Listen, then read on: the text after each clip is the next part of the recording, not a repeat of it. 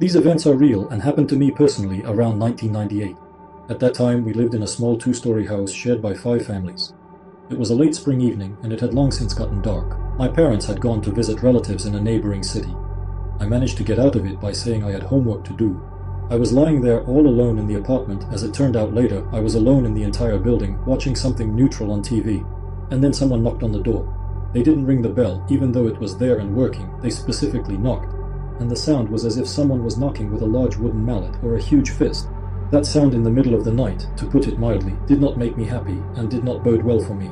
To be honest, I was really scared. Not of bandits, zombies, or anything specific, just scared in general.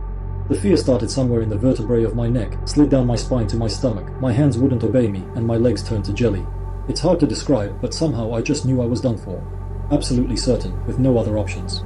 The banging on the door stopped. The terror loosened its grip just a little, and I managed to find the strength to approach the door and look through the peephole.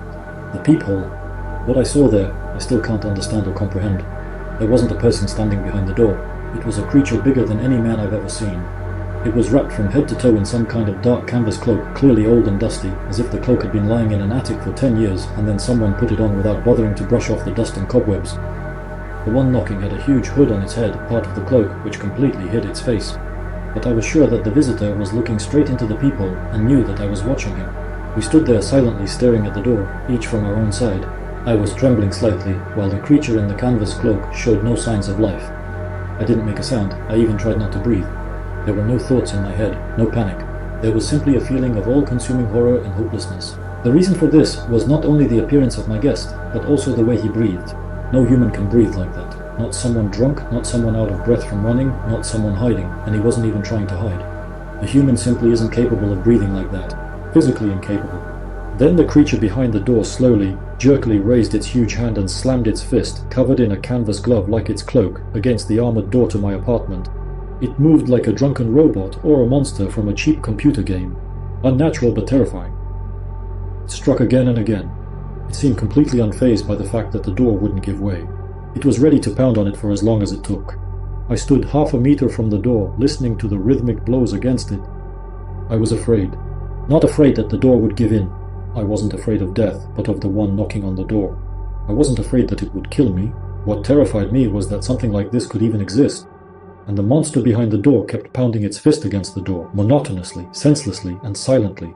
I didn't say a word either. I quietly went back and sat on my bed. Listening to those blows, I fell asleep after a few hours.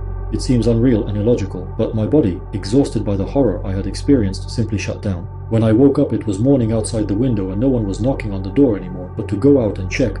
I couldn't bring myself to even look through the peephole at the door for a long time. I lay there listening intently, but all I could hear was the noise of the railway outside the window. Then I finally mustered up a bit of courage and tiptoed over to the phone. It was working. I immediately called my parents and asked them to come home as soon as possible. I tried to honestly tell my parents what had happened. They decided it was just a big drunken thug who seemed much scarier to me in the dark. I didn't argue because I understood that I was saying unbelievable things, and I myself would never have believed such nonsense if someone else had told it to me. The dents on the door showed that I hadn't completely made up the story, and my parents took the trouble to file a report with the police about an armed break-in at our apartment. That was the end of it. At least I've been hoping for many years now that it really was the end.